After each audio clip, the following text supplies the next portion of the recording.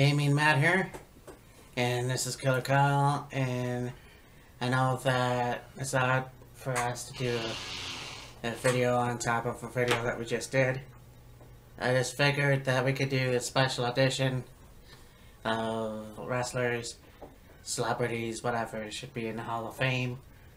It occurred to me that, well, editing, I think a lot of stuff unfortunately got cut off by my digital camera. Right. So that really sucks. But I really kind of wanted to get these people on because I think they deserve a mention. Not only that, I don't really think we really thought to mention before a few of them. Like, one we did, but it got cut off, so we'll mention a couple that we mentioned, but I don't think ended up making it. So, mention those two, and then a few others that we thought of, but just didn't get a chance to mention. For sure. So, here we go. The first one we're going to talk about is the Nasty Boys, Knobs and Sags, and a tag team that held countless championships, AWA, NWA, I believe WCW. I'm not quite sure if they did an ECW run, but definitely held the tag team titles, more so beating the Hart Foundation. Yes. In WrestleMania 7, and you know, again, it's one of those things where Jimmy Hart managed those guys, and as they were heel tag team, and then they became face in the 90s, and I did talk about that match in the Survivor Series where it was the Beverly Brothers, Money Inc., and Natural Disasters with the Nasty Boys for the tag titles. Nasty Boys, I don't think won, but the team that definitely needs to be mentioned. Oh yeah, absolutely. Like, the Nasty Boys are one of those tag teams that you really grew not to like. Now, for, I think, a short period of time, they ended up doing a face run. That went pretty well. For the most part, they were generally heels, and they were actually pretty good at being heels, and ended up being tag team champions several times, and just one of those tag teams that should have gotten more recognition than they actually got, as far as their career went. Yeah, like, I mean, WCW, a Chicago Street Fight. Yeah, oh yeah. You know, I mean, all these matches that they had, you know, they need that notoriety. And, I mean, Jerry Six hasn't been in the spotlight as much as Brian Knobbs, right, who appeared in Hogan Knows Best. Yes. He did the celebrity wrestling thing with Danny Bonaducci and Hulk Hogan. Again, don't know how much Jerry lost weight apparently, but I looked up years ago. Right. They were actually fairly unrecognizable in AWA. Yeah. But, yeah, definitely these guys should be, like the Legion of Doom, you know, these guys did it all, so. Oh yeah. Recognize these guys in the Hall of Fame in the future. So. And the thing about the AWA was, the Nasty Boys didn't really have the look they had later on in their career. Like, I think they just had, like, regular wrestling gear. Whereas with, like, in WWE and WCW, they had, like, the more stand out ring attire, like with the jackets and the sunglasses and the Nasty Boys written on their singlet, I guess you could call it, and bright, or well, kind of colorful and spray painted. Yeah. Sort of, yeah. Yeah. It's actually pretty cool to see the wrestlers of the early 90s and wishing that I could just take a time machine and go back. Yeah, yeah, no Because, kidding. yeah, we were like, talking about it last night really brought back a lot of memories. Oh, for sure. So, anyways, yeah.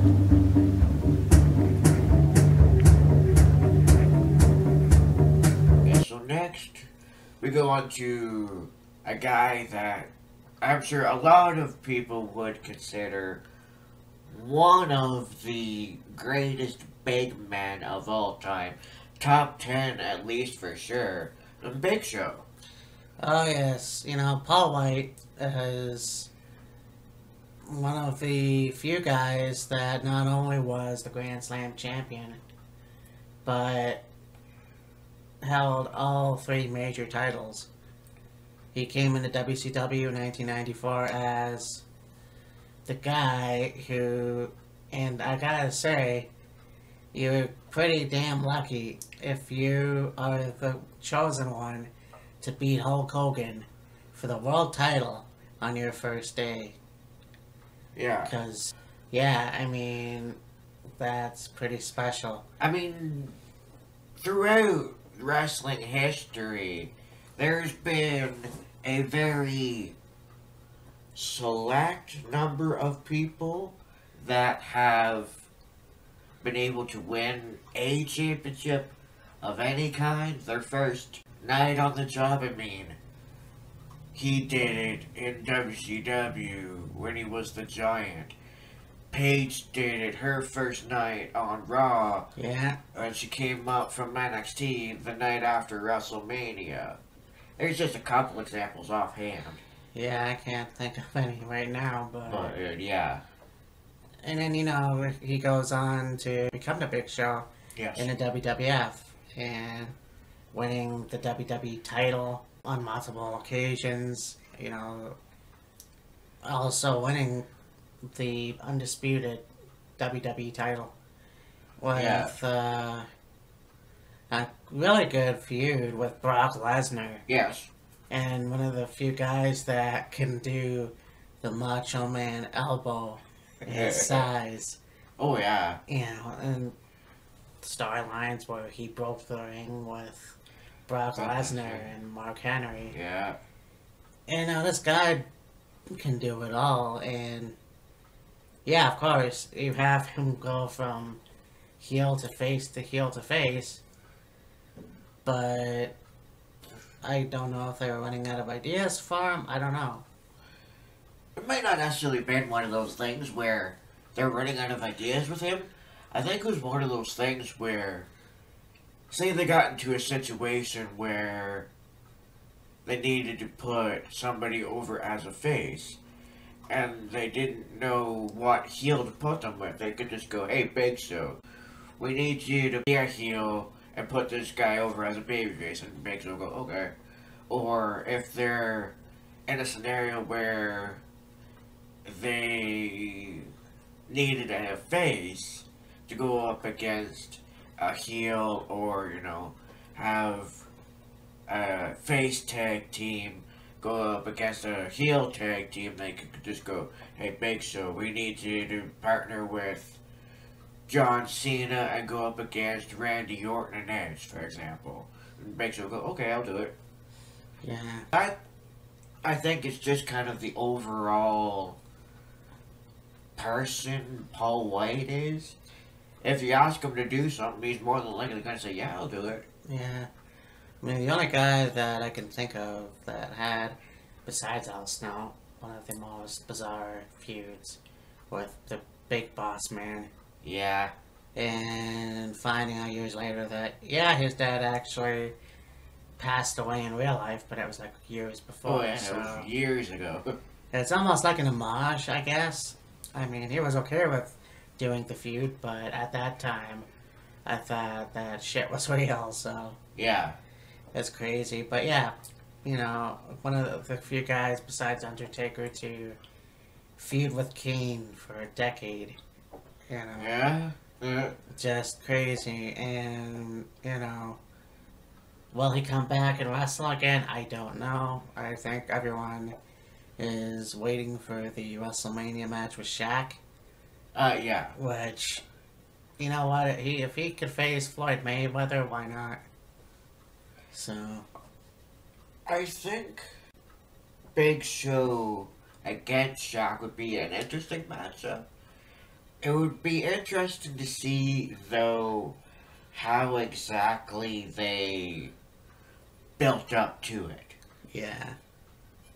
Because, I mean, it seems like in real life, Big Show and Shaq are pretty good friends. Oh, yeah. But there have been a few instances where Big Show and Shaq have had interactions with each other in the ring. And so, I think for them to have a one-on-one match at WrestleMania, per se, they'd have to work at it a little bit to get a storyline going and build it up to a WrestleMania. Or even if they didn't do it at WrestleMania, do it at, like, one of the other shows or some kind or whatever. Yeah. But just have to be, okay, we got Shaq, we got Big Show. Yeah, let's do it. Put the two together and come up with some story about one of them saying something about the other, or one not liking it, and the other's like, too bad, whatever, you know? Yeah, just one last thing, saying he's the only other wrestler that has the form of giantism. Yes. I can't remember the name of it. Acromegaly. He had the operation that saved his life, basically, Essentially, yeah. so he couldn't grow no more. Yeah. Which, unfortunately, Andre the Giant didn't have. So, I mean, Yeah. who knows what's next for Paul White or the Big Show. But, yeah, essentially have him put into the Hall of Fame. Oh, absolutely. I mean, that's gonna be pretty cool. Yeah. And like we mentioned before, have Terry Taylor and Triple H induct him. Yeah. So next is a guy that has done so much for the wrestling business, a great mind, and would for sure deserve a Hall of Fame recognition. Paul Heyman. Yeah, you know, when you're a guy that looks after a big beast and I'm the one that's scared of you. Yeah, exactly. I mean, holy shit. Like, Paul Heyman was very intimidating to me as, you know, a teenager. Just, I don't know if it was the energy or just, I don't know what it is, but yeah, he scared the shit out of me. I think with Paul Heyman is one of those things where he knows how to put out the right amount of energy and the right amount of gumption to get the point across. Whether it was like Brock Lesnar against Big Show, Brock Lesnar against Rock, Brock Lesnar against Cena, Brock Lesnar against Undertaker, Brock Lesnar against Hogan, Brock Lesnar against The Rock. Edge, maybe. Edge, yeah. He knew what to say, how to say it, and make you intimidated or feel the right way or the wrong way about what he was saying. I mean, this guy managed a lot of fucking wrestlers. You know, from Mark Calloway, Medusa. Well, he had his own stable in WCW, which had Medusa, Rick Rude, Steve Austin, Larry Zbyszko, Larry Zbyszko, Bobby Eaton. You know, and then you get him managing Sabu and, I can't, 911. 911, yeah. Going on to manage, of course, Brock Lesnar. Yes. But also, at one point, Chris Benoit, Kurt Angle, Big Show. Actually, that was Shane McMahon, but whatever. You know, a lot of these guys owe a debt of gratitude to Paul Heyman, but the guy also, I think, you know, yeah, he's intimidating, but he also has heart. You know, watching this thing where he was, I can't remember what nightclub it was, but it was Jim Ross was taking questions, and then Paul Heyman came up, and he was just consoling JR as he was talking about his late wife. And I thought that was pretty cool, you know. Yeah, JR and Paul Heyman can jaw jack backstage or in front of a crowd, but in real life, I think they have a genuine respect for each other. Oh, yeah, absolutely. But, you know, it's just one of those things where I think, personally, Paul Heyman is one of the best managers of all time, you know. Even, well, I mean, especially in the 90s. Oh, yeah, absolutely. He took a company like ECW, Extreme Championship Wrestling, and he put it on the map. You know, even in 97, when bringing it to Raw, you know, Vince McMahon gave him a chance, and even, as I found out watching the DVD, he was a 16-year-old guy from New York taking pictures for Vince McMahon Sr. at Madison Square Garden. It was just like, it was awesome. Yeah. So, yes, Paul Heyman definitely number one. Should be in the WWE Hall of Fame. I just hope that one day we can get a Paul Heyman girl. Yeah, for sure. There's been lots of speculation as to what female should or could align themselves with Paul Heyman. It's just a matter of timing, I believe. I forgot about his managing Ryback and Cesaro. That too. Yeah. Along. Curtis Axel. Yes. Well, anyways. So, yeah, he managed a number of people. Yeah.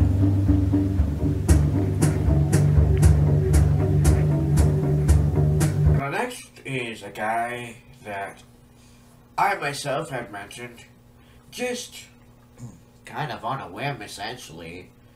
I had heard is a very good wrestler in the England wrestling scene. I don't know what championships he held or anything like that, but he's right now currently working as a coach for the WWE Performance Center, Robbie Brookside. Yeah, I tried looking up research, and he has worked in different territories. I just don't remember him. I gotta watch these matches with him, though, because it seems fascinating. And, like, they're the British wrestlers, just like the Japanese wrestlers, always have that edge, have that strong style type attitude. Yeah. And brawler. It's just something that I can't believe that I didn't pay attention to back then, but Yeah. it's never too late to look it up. I think that, yeah, eventually we'll put him into the Hall of Fame. I think so. So, not much more I can say about that. Yeah, really.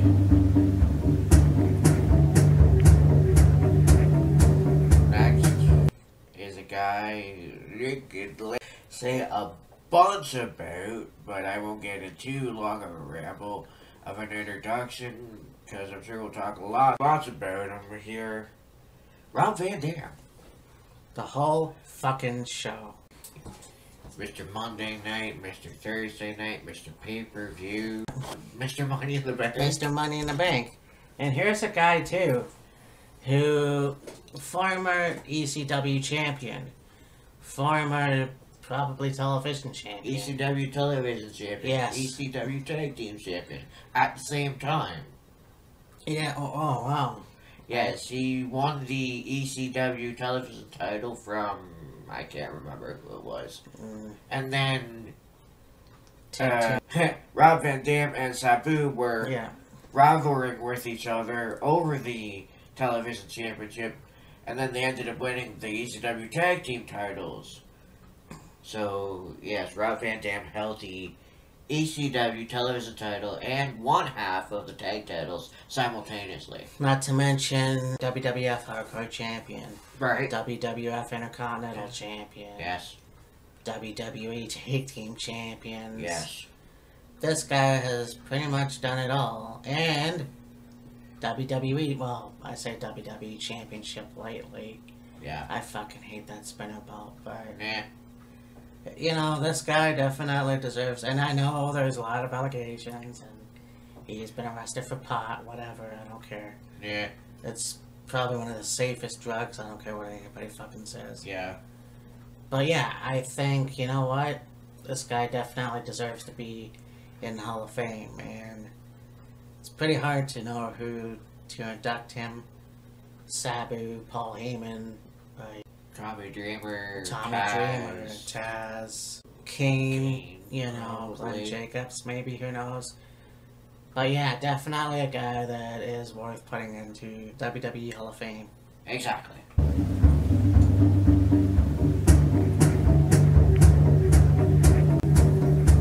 Next, I believe we have... Oh, yes.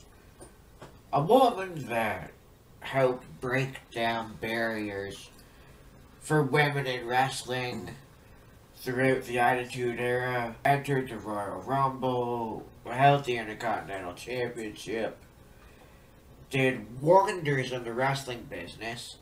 After she left wrestling, her life went for an absolute downhill shit. Yeah. But we don't need to get into that. We're just talking about wrestling in general. The one and only ninth wonder of the world, China. Yeah. It's such a tragic, you know, thing because her whole thing was tarnished because she did Playboy, which is kind of hypocritical when you look at Sonny and Sable and Yeah, really. Tori Wilson, but Yeah. China, again, one of those allegedly, you know, Stephanie McMahon stole Paul Levesque away from China and, or, you know, whatever, and then China just left. And then went into drugs and alcohol and appeared on Sober House and Dr. Drew.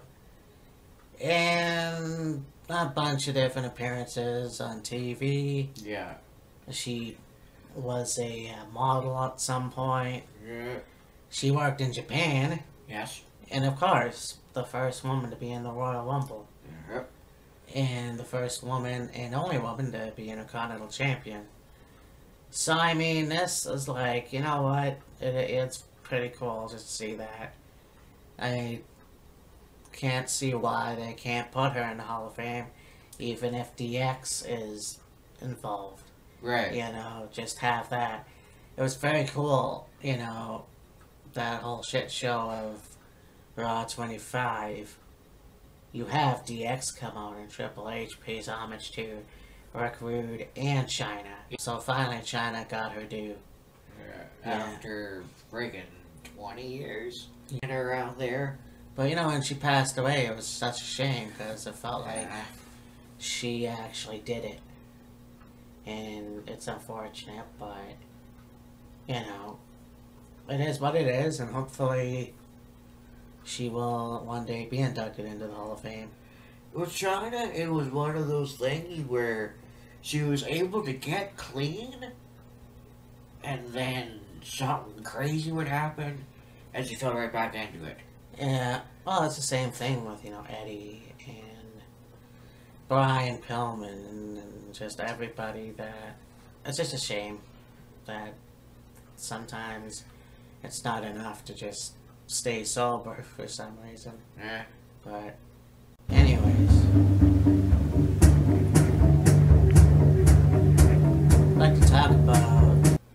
another ECW guy that is from Michigan. He's been ECW champion. He's appeared in WCW. He was a jobber in WWF. And his real name, he ran for governor of Detroit, I think it was. And he, hardcore champion, currently he's in a tag team with Heath Slater. Oh, yeah. So, yeah, Rhino. Rhino. It's one of those things, too, you know, yeah, I can see why people wouldn't want him to be in Hall of Fame, but let's face it, you know, he's done a lot more work besides WWE and ECW. I mean, you have his work in TNA. Yes. And so it's like, yeah, why not have Rhino into the Hall of Fame? For sure. So. For sure. Anyways.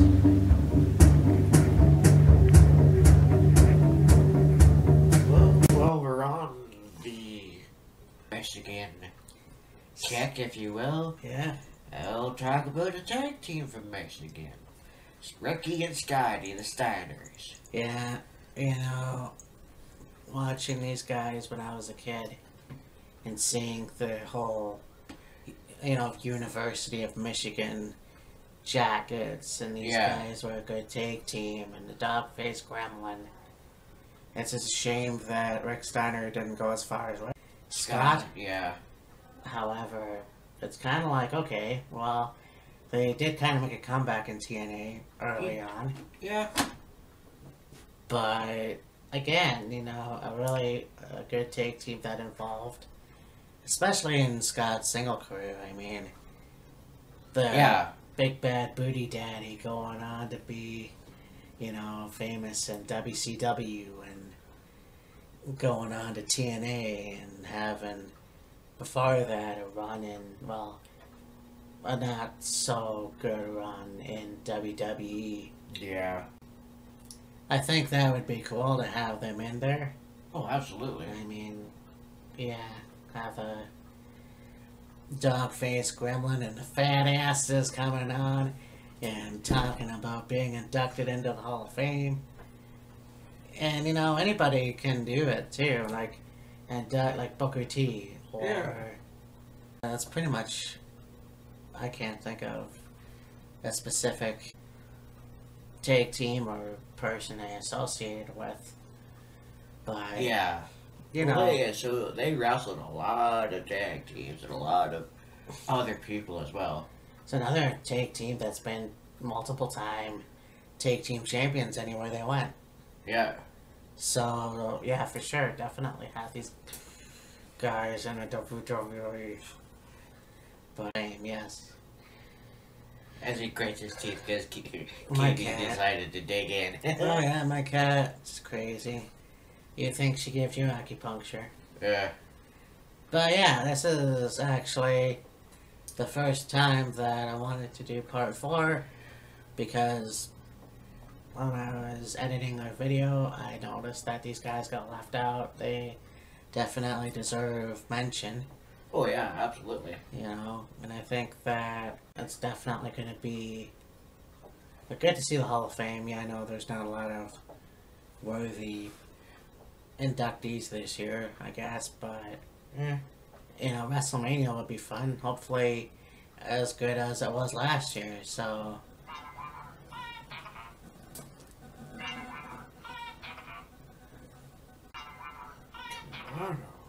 So, next week we're going to do WrestleMania 30 because, of course, it's in the Mercedes-Benz Dome. And, yeah, I guess for Killer Kyle, I mean Matt, and we will talk to you next week.